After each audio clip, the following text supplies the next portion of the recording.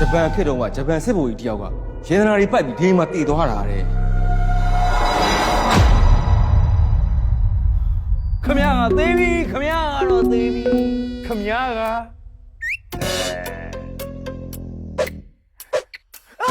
ခြားဟာတာကားရင်လည်းမတူဘူးပေါ့နော်ဒီကားကဇကားအစကနေအဆုံးထိကို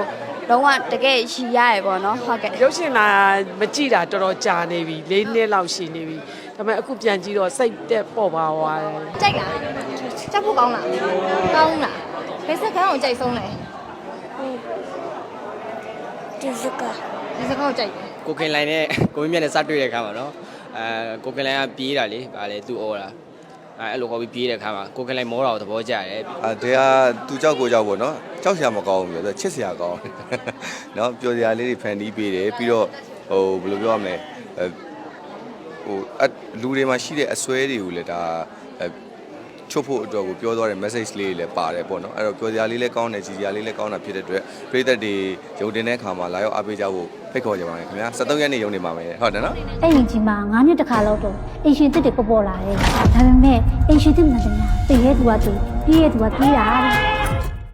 ဒီဟာတာကားပေါ့နော်တခြားကားတွေလိုမျိုးမတူဘူးပေါ့နော်အဲ့အတွက်ကြောင့်လို့တကယ်လုံးဝရည်ကျင်တယ်တကားလုံးပါစက်မစီရပဲနဲ့အဲ့လိုမျိုးရည်ကျင်ဟာတာပုံစံမျိုးလေးကြည့်ကျင်တယ်ဆိုရင်ဒီကားကိုကြည့်ပါလို့ recommend ပေးပါတယ်ရှင်ဟောဒီကားလေးကိုလာကြည့်မယ်ဆိုလို့ရှိရင်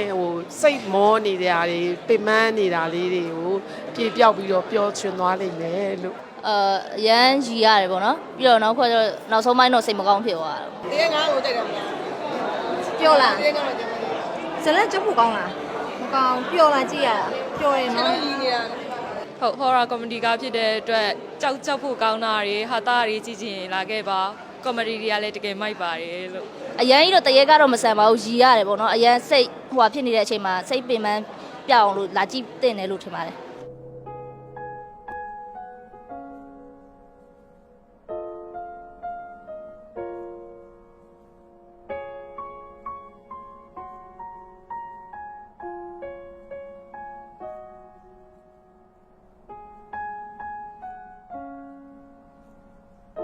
မင်းသမီးနဲ့တွေ့တဲ့အချိန်မှာတရေတောင်မှရီးစားရတယ်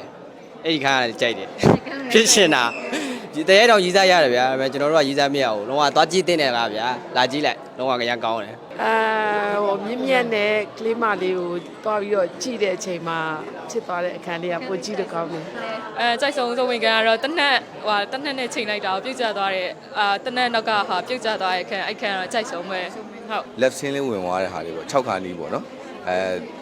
တရေ6ခါနီးအချိန်ညမှာကောင်မလေးကိုတွေ့သွားတော့ကြွေသွားတဲ့အခန်းလေးပေါ့ပေါ်ဟာတာတဲကားလေးဆိုတော့လာပြီးတော့ကြည့်ရှုကြဖို့တိုက်တွန်းနေပါတယ်နော်ဟုတ်ကဲ့ပါညီမဟုတ်ကျေးဇူးနော်